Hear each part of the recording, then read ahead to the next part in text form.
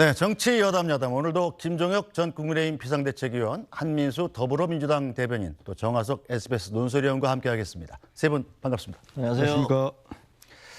자, 윤석열 대통령이 민주당 주도로 통과된 양국관리법 개정안에 대해서 거부권을 행사한 데 대해서 민주당이 강하게 반발하고 있죠. 양국관리법 개정안 재투표를 추진하겠다는 뜻을 밝혔습니다. 정부는 즉각 과잉 생산된 쌀을 추가 매수해서 쌀값 하락을 막아야 한다. 국민의힘 대선 후보였던 윤석열 대통령이 2021년 12월 SNS에 올린 글입니다. 하지만 작년 쌀값이 폭락하는 상황에서도 정부와 여당은 근본적인 대책은 고민도 않고 민주당이 제출한 양국관리법에 대해 반대만 했습니다. 대선 후보일 때 마음 따로, 대통령 되고 나서 마음 따로입니까? 민주당은 4월 국회 첫 본회의가 열릴 13일 양국관리법 개정안 재투표가 이루어질 수 있도록 요구하겠습니다. 네, 오늘 정하석 논설위원, 민주당이 재투표를 추진하기로 했는데, 자, 재투표는 원래 처음 투표할 때보다 훨씬 더 기준이 엄격해지죠? 네, 그렇습니다. 네. 대통령이 이제 법안에 대해서 거부권을 행사를 하면요. 네. 이 거부권이라는 또 다른 말이 제의 요구권입니다. 네. 그러니까 국회에서 본회의에서 다시 한번 그걸 갖다가 한번 논의를 하고 표결을 붙여봐라. 네. 라는 그런 그 권리 행사거든요. 대통령의 권리 중에 하나인데. 그러면 이제 그 국회로 이제 그 법안이 다시 이송되겠죠. 법안 이송되면 네. 저 이전에는 그러니까 과반 의원 출석에 과반 찬성으로 법률안이 통과가 됐을 텐데 네. 이게 요건이 강화가 됩니다. 두 번째 표결을 할 때는. 그래서 재적의원 과반수가 일단은 출석을 해야 되고요. 그다음에 출석 의원 중에 3분의 2 이상이 찬성을 해야 합니다. 네. 그러려면 저기 그 의원 전체 의원 수가 정수가 300명이니까 예. 200명의 찬성 의원을 확보해야 네. 말하자면 이제 그 이 통과될 수 있지 않겠어요? 근데 사실 지금 이 민주당 단독 힘으로는 그게 불가능하고요. 다만 이제 뭐 가능성이 뭐 만에 하나로 있다 싶은 거는 뭐 어제도 말씀드렸습니다만은 여야를 초월한 농촌당 네. 의원들이 그 농민이라는 부분에서 이제 대동단결을 해가지고 그 법안에 대한 생각을 달리하는 그런 부분이 있으면 뭐 재표결 끝에 통과가 돼가지고 이러면 네. 이제 다시는 대통령이 더 이상 거부권을 행사할 수는 없어요. 네. 한 번 더 했기 때문에. 그래서 그렇게 해서 법률이 최종 확정되거나 아니면 부결되면 그 법률안은 폐기되는 거죠. 네, 한민수 대변인. 네. 자, 국회에서 뭐 오래 계셨으니까 국회가 어떻게 돌아가는지 정말 잘 알고 계실 텐데, 자, 이렇게 거부권을 받아서 재의결로 돌아온 법안이 그 지금 현재 의석 수가 민주당이 지금 169석인가요? 네, 169석입니다. 예. 그런데 이제 200석이 넘는 의석을 확보해야 되는데 재투표를 추진했을 때 이게 통과될 가능성이 사실 없는 거 아니에요? 뭐 그런 시각도 있습니다만 일단은 대통령께서 이제 거부권을 행사하고 제2요구서를 왔는데요. 일단 저희 뭐 주최련 의원도 오늘 자료를 냈습니다만 제2요구서에서 인용한 통계 자체가 맞질 않아요. 왜냐하면 한국농촌경제연구원의 이번에 그 개정안에 대한 효과 분석이라는 거를 제2요구서에 담았습니다. 그래서 뭐 다 매입할 경우 얼마가 돈이 든다 했는데 이번에 개정된 수정안을 가지고 한국농촌경제연구원은 효과 분석을 하질 않았답니다. 그러니까 어떤 근거로 가져왔는지가 일단 뭐 말씀을 좀 드릴 수 있을 것 같고 좀 불투명하다는 거. 그리고 좀 전에 우리 원내대표도 얘기했지만은 대통령께서는 벌써 후보 시절에는 이 생산 초과된 부분들 이 부분에 대한 매입이 필요하다 이런 말씀을 하셨어요. 네. 그러면 그때는 농민들 300만 농민들 표심을 얻기 위해서 그렇게 얘기했고 지금 당선돼서 대통령 되신 뒤에는 이걸 아예 민생 입법인데 그냥 거부권 행사한 거는 말 그대로 이걸말로 표를 얻기 위한 표퓰리즘 아니나 이런 비판을 받을 수밖에 없습니다. 그리고 자꾸 이제 왜 이런 법안이 추진됐는지를 좀 역사를 조금 볼 필요가 있습니다. 이명박 정부 시절에 이미 사전 조정제라는 게 있었습니다. 그래서 쌀이 재배 면적이 늘거나 하면은 다 정부에서 구입을 할 수 있도록 조정이 가능했었어요. 근데 이게 박근혜 전 대통령 시절에 폐지가 됐고 문재인 정부 시절에 한시적으로 3년간 사용이 됐습니다. 그러다가 지금 윤석열 정부 들어서 가지고 이게 폐지가 되고 이 제도가 없다 보니까 쌀값이 폭락을 한 겁니다. 그리고 이게 한 8개월 정도 된 법인데요. 국민의힘에서는 민주당이 일방적으로 했다고 하는데 저는 이 법안을 국회의장이 수정안을 내가지고 민주당이 수정안을 수용을 했습니다. 이 수정 법안을 보셨는가 의심스러워요. 국민의힘 의원들이나 국민의힘 의원들 주장하시는 분들이. 16조 5항에 보면은 재배 면적이 증가할 경우 시장 격리 요건이 충족되더라도 그 조건 있지 않습니까? 네. 하더라도 초과 생산량을 매입하지 않을 수 있도록 정부가 재량권을 확대했습니다. 3에서 5% 생산량, 가격이 5에서 8%. 네. 하더라도 정부에게 이런 권한이 들어 있습니다. 이게 16조 5항에 있어요. 네, 그런데 대통령실 고위관계자의 말에 따르면 이 쌀 의무 배입 법안이 이게 2019년 당시에 네. 여당이 민주당 의원이 발의했었는데 자 문재인 정부도 반대를 해서 없어진 네. 법안이라는 거 아니에요? 그래서 말씀드리는 게 문재인 정부 때 이명박 정부 때 있던 사전 조정제 네. 이게 문재인 정부 때가 박근혜 정부 때는 폐지됐다가 네. 문재인 정부가 2018년부터 도입을 했습니다. 네. 이 제도에 따라서 이 제도가 시행될 때는 타작물 재배를 할 때 지원을 해주고 네. 쌀 생산량이 넘어섰을 때는 사전에 조정할 수 있도록 한 겁니다. 네. 이에 따라서 그때 문제가 없었어요. 근데 이 제도가 폐지되고 윤석열 정부에서 이런 문제가 불거졌습니다. 지난해마도 수십 % 떨어지지 않았습니까? 네. 그래서 이제 국회에서부터 농해에서부터 시작을 해가지고 8개월 동안 이 논의를 하자 했습니다. 네. 지금이라도 저희들은 대통령실이나 정부에서 대안을 좀 냈으면 좋겠습니다. 대안을 내서 논의를 하자는 거예요. 네. 지금 300만 농민들은 이번 수정안에 대해서는 농민단체들은 이걸로 부족하다고 지금 상당히 그 지적을 하고 있습니다. 하지만 국회의장께서 여야 합의로 통과시키기 위해서 수정안까지 냈고 민주당은 또 그걸 수용을 했습니다. 정부의 재량권도 확대를 했습니다. 그러면 이 시점에서는 정부 여당이나 대통령도 7년 만에 민생 입법을 거부권을 쓰신 거 아닙니까? 이럴 때는 대안을 가지고 얘기를 했으면 좋겠습니다. 왜 거부권 행사한 다음에 네. 민주당한테 모든 걸 떠넘기려고 하십니까? 네, 알겠습니다. 자, 김종혁 국민의힘 전 비대위원님. 자, 민주당이 지금 제의를 붙여서 재투표를 하면 통과될 가능성이 사실 솔직히 얘기해서 별로 없잖아요. 그렇죠. 그런데도 불구하고 계속 이렇게 재투표를 밀어붙이는 이유는 뭐라고 보시나요? 그건 대통령을 공격하기 위한 수단으로 삼기 위한 건데요. 저는 사실 이 양국관리법이라는 것들을 민생입법이라고 주장하지만 전혀 그렇게 생각하지 않습니다. 임대차 보호법과 마찬가지로 그 임대차 보호법이라는 걸 만들어서 집값을 다락같이 올려놓지 않았습니까? 그래서 결국은 서민과 중산층의 피해만 양산을 했는데 또 다른 그냥 파퓰리즘 입법이라고 생각을 합니다. 지금 앵커께서도 말씀하셨지만 이미 민주당 의원이 이것을 발의한 적이 있었는데 문재인 대통령 때 그 압도적인 다수를 갖고 있을 때 통과시키지 않았어요.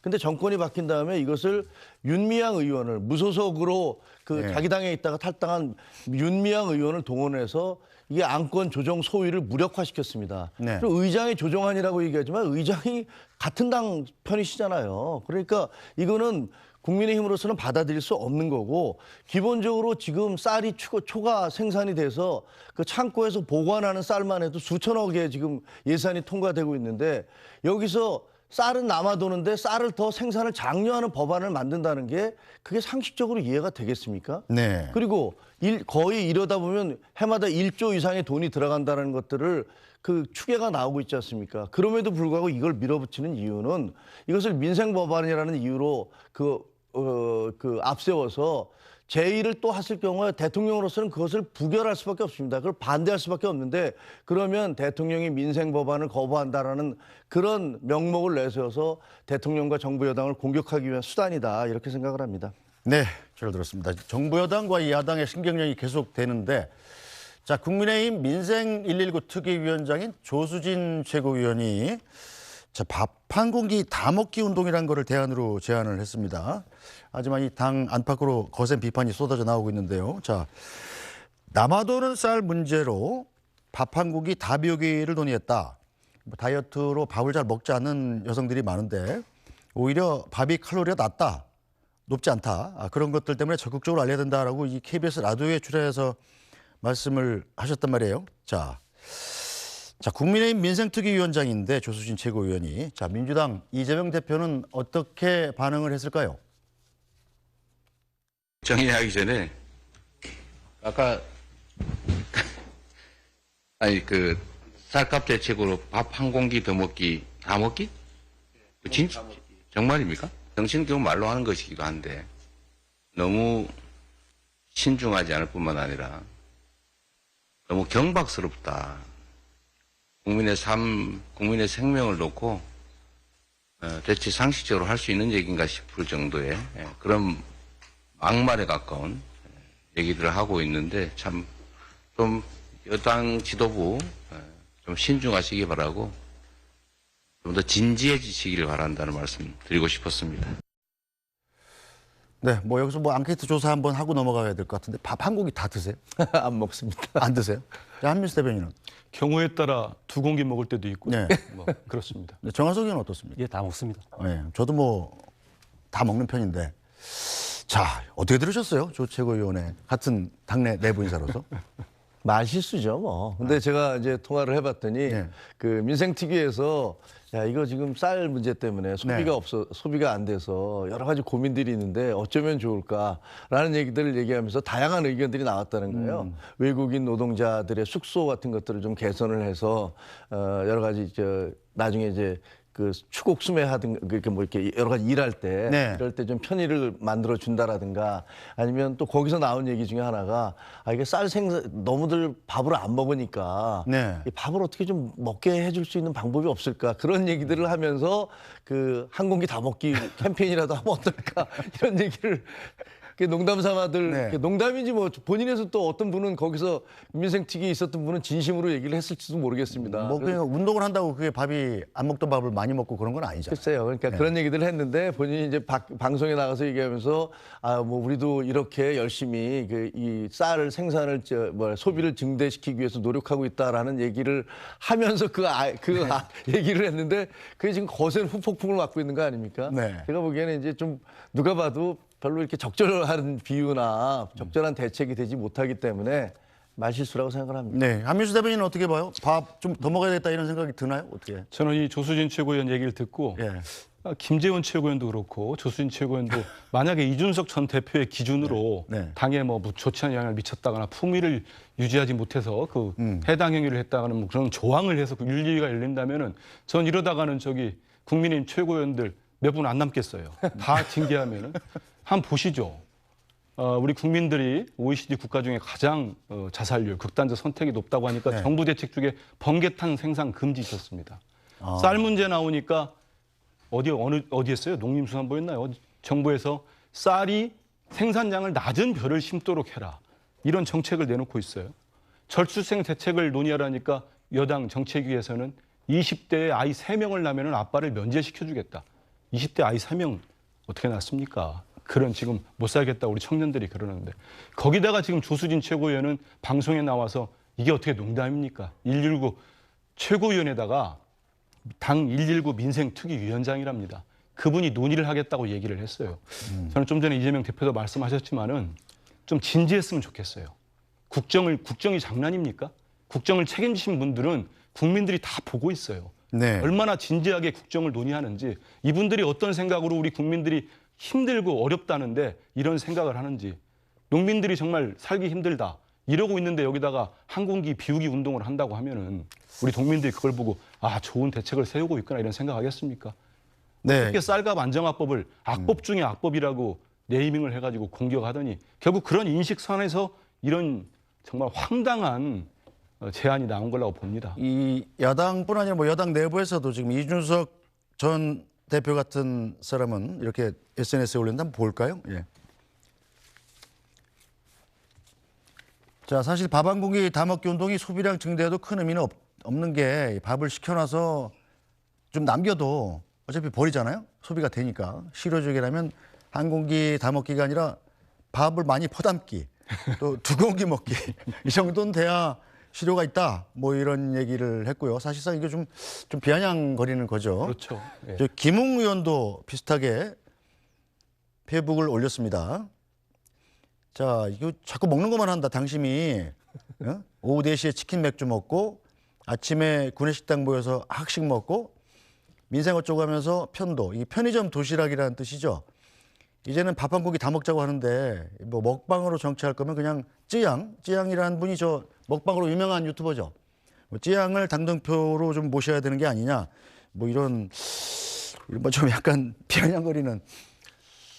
저는 아까도 말씀드렸듯이 뭐 김재원 대표의 발언들에 대해서는 저는 뭐 여러 군데에서 부적절하다라고 비판을 했었고 또 지금 현재 조수진 최고 또 이 심각한 문제에 대해서 더구나 이제 양곡법을 둘러싸고 네. 민주당과 그렇게 공방이 오가고 있는데 너무 쉬운 이렇게 장난스러운 얘기를 뭐 아이디어 차원이라고 얘기했지만 네. 함으로써 그게 공격의 빌미를 준 것 잘못됐다고 생각을 해요. 네. 그런데 지금 이준석 전 대표나 그리고 김웅 우리 의원이 비판하시는 거는 조금 같은 당으로서 좀 불편합니다. 네. 왜냐하면 저 최소한의 같은 당에 대한 애정이 있어야 되고 네. 명백하게 어떻게 보면 실수를 한 건데 그것을 오히려 옆에서 막 부추겨서 공격을 하는 것들이 이게 좀 같은 당에서는 좀 감싸줘야 되는 게 아닌가라는 네. 생각도 좀 들어서 다른 당이 아니잖아요. 네. 그러면 같은 당의 실수를 오히려 남보다도 더 심하게 공격하는 것들은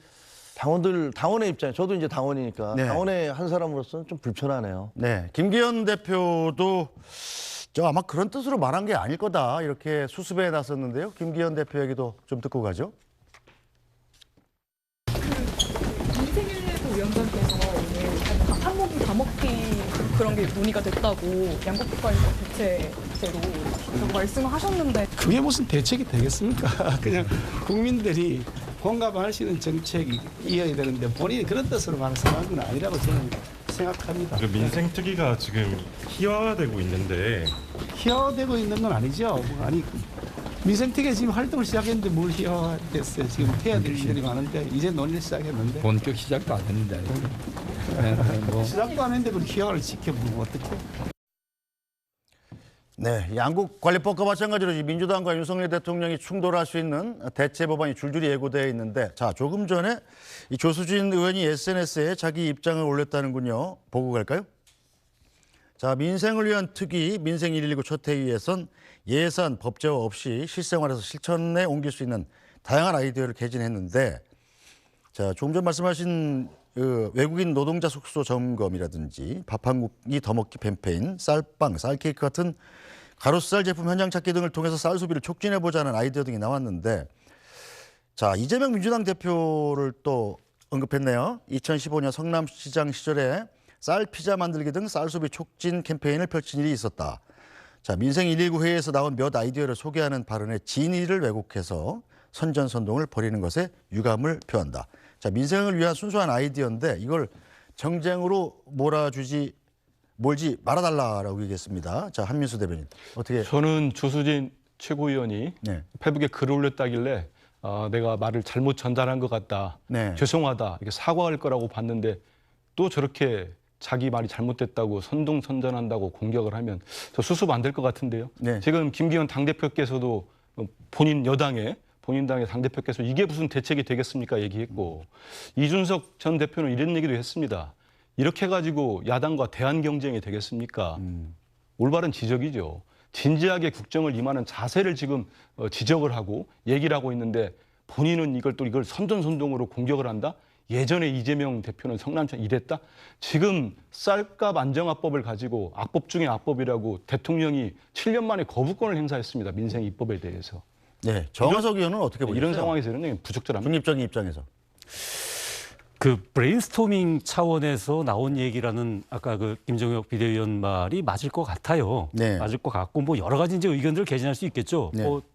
실제로 지금 조수진 최고위원이 페이스북에 올린 그 얘기를 보면 거기에 뭐 밥 한 공기 더 먹기, 뭐 농촌 외국인 숙소 뭐 점검, 그다음에 뭐 쌀빵, 쌀케이크 뭐 이런 얘기도 나오는데 조금 제가 보기에는 조수진 의원이 그 혼동하신 거 아닌가 싶은 게 쌀빵, 쌀케이크 만드는 방안에 대한 브레인스토밍은 민생 대책이고 이재명 시장이 쌀 피자 만드는 거는 이거는 뭐 아니고 뭐 이게 좀 비교가 좀 잘못되지 않았나 싶은 생각이 들고요. 네. 그다음에 뭐 쌀 한 공기 뭐 다 먹기. 네. 예. 뭐 이게 평소보다 좀 밥을 많이 먹자라는 차원에서 뭐 얘기는 할 수 있는 부분이죠. 뭐 무슨 얘기든 못 하겠습니까? 뭐 브레인스토밍이라는 게 원래 그런 거니까요. 근데 좀 지금과 같은 시기에서 네. 이 자칫 지금 굉장히 농민 문제나 네. 이 사실은 국가의 백년 대계로 이 정말 여야가 함께 고민을 해야 되는 그런 농업 문제를 이런 쌀 한 공기 다 먹기와 같은 말로 이 시기에 네. 좀 희화화되는 거는 굉장히 좀 네. 예, 정치인으로서 좀 그래도 뭐 조심해야 될 것 농민들을 같습니다. 위한 대책이 어떤 게 있을까 고민하다 나온 뭐 중심이라고 이해할 수 있겠으나 약간 소재 자체가 좀 희화화될 수 있는 소지가 있었던 건 맞는 것 같고요. 자, 양국법 개정안 민주당이 재추진을 하는데 아마 뭐 가결이 될지 다시 통과가 될지 뭐 안 될지는 잘 모르겠습니다. 결과를 봐야 될 거고요. 문제는 대통령이 거부권을 행사할 걸로 보이는 법안이 이게 끝이 아니라는 거죠. 자, 간호법 개정안이 또 있고요. 의료법 개정안, 방송법 개정안, 자, 노란봉투법, 그리고 또 김건희 특검법, 50억 클럽 특검법 뭐 이런 것들이 있지 않습니까? 저 정화성 논설위원. 이런 법들이 지금 현재 어떤 상태인지 그걸 좀 정리해 주실까요? 상임위에서 잘 지금 정리가 안 되는 네. 상황이고요. 좀 전에 앵커께서 말씀하셨던 게 뭐 간호법, 그다음에 의료법 개정안, 네. 그다음에 뭐 방송법, 노란봉투법 뭐 이런 거 쭉 하니 열가지 않으셨습니까? 이게 거의 지금 양곡관리법도 어떻게 보면 좀 같은 성질의 것이 있는데 네. 이 공통점들이 있어요. 그러니까 그 간호법 같은 경우는 간호사의 어떤 그런 업무 범위나 네. 처우 개선 이런 부분들을 갖다가 좀 규정하는 법이거든요. 근데 이게 사실은 그 이 의료계 종사자라고 하면은 뭐 의사가 있고 한의사가 있고 치과 의사가 있고 네. 요양보호사가 있고 뭐 간호조무사가 있고 다 있고 그들 간에 또 이해관계가 다른 부분들이 있습니다. 네. 그래서 이게 지금 사실은 간호법 같은 경우는 윤석열 대통령도 그 후보 시절에 이 간호법 개정에 대해서 그 찬성을 했던 사실이 있어요. 지금 이제 와가지고 보니까 지금 이런 거는 지금 의사협회에서 극렬하게 지금 네. 반대를 하고 있는 네. 사안이고요. 이렇게 이익 단체 간의 이해 충돌의 이 성격이 지금 굉장히 다부진 네. 그런 법안들입니다. 뭐 노란봉투법은 노와 사 간의 그런 어떤 그 이 갈등이 있는 네. 부분이고요. 그래서 또 방송법도 마찬가지죠. 지금 현재 이제 뭐 이사진 구성이라든지 네. 수신료 뭐 분리납부라든지 이런 부분에 있어서 그거를 꼭 해야 되겠다, 안 해야 되겠다라는 부분의 이해관계가 굉장히 극명하게 갈리는 법들입니다. 그래서 이런 부분에서 이 민주당은 지금 계속 사실은 의회에서 다수의석을 갖고 있는 상태에서 뭐라도 해야 되지 않겠습니까? 네. 내년 총선을 앞두고 그래서 이제 쭉 던지고 있고 그런 부분에서 그런 그 단체 간의 어떤 이익 갈등 내지는 이익 충돌이라는 부분에서 정부는 좀 멈칫멈칫하는 부분들이 있는 부분이고요. 이런 부분들이 결국은 내년 총선을 앞두고 계속 그 뭐랄까요? 그러니까 어떤 토론과 수기를 통해서 접점을 찾아 나가고 뭔가 좋은 결과를 도출한다기보다는 서로 이렇게 이 공격하기 위한 소재와 네. 그 부분에 대한 방어. 그래서 결국은 프레임 논쟁으로 그냥 귀화해 버리는 그런 식의 어떤 그 소모적인 논쟁이 되지 네. 않을까, 정쟁이 되지 않을까 그런 부분들이 이제 우려되는 부분입니다. 자, 김종혁 의원님, 이 대통령실은 이미 이 민주당 주도로 처리되는 민주당이 거의 일방적으로 통과시키는 법안에 대해서는 계속적으로 거부권을 행사하겠다 이런 원칙을 밝힌 상황인 거죠. 그렇습니다. 그게 그 대통령이나 정부 여당의 입장에서는 그 법을 통과시켰을 때 그것이 몰고 올 후폭풍, 네. 그다음에 그로 인한 경제적 파장을 생각하지 않을 수가 없습니다. 책임을 져야 되니까요. 책임을 져야 되니까요. 그런 법안들이 많이 있었잖아요. 그 과거에 아까 제가 뭐 한번 사례를 들었습니다. 임대차 보호법 같은 경우도 일방적인 그거 통과를 시켰을 때 윤희숙 의원 같은 경우가 이것을 통과시킨 다음에 그 후폭풍을 어떻게 감당하려고 하느냐라고 의회에서 그 유명한 발언을 했지 않습니까? 근데 그 이후에 실제로 임대차 보호법으로 인해서 얼마나 많이 우리 한국 경제가 뒤틀어졌습니까? 비정규직법도 마찬가지예요. 비정규직을 다 없애겠다. 네. 뭐 이런 식으로 문재인 대통령 말씀을 하셨지만 그래서 인천국제공항에 찾아가서 비정규직 다 없애주겠다. 그걸로 인해서 얼마나 많은 후폭풍이 몰아닥쳤고 후유증이 컸습니까? 여러 가지 법안들이 지금 이쪽에서 통과시키겠다는 방송법 같은 경우는 2016년에 민주당이 법안을 발의했었어요. 네. 자기들이 압도적인 다수로 여당을 할 때는 안 통과시켰습니다. 그러다가 정권이 바뀌고 나니까 다시 그것을 통과시키겠다고 해요.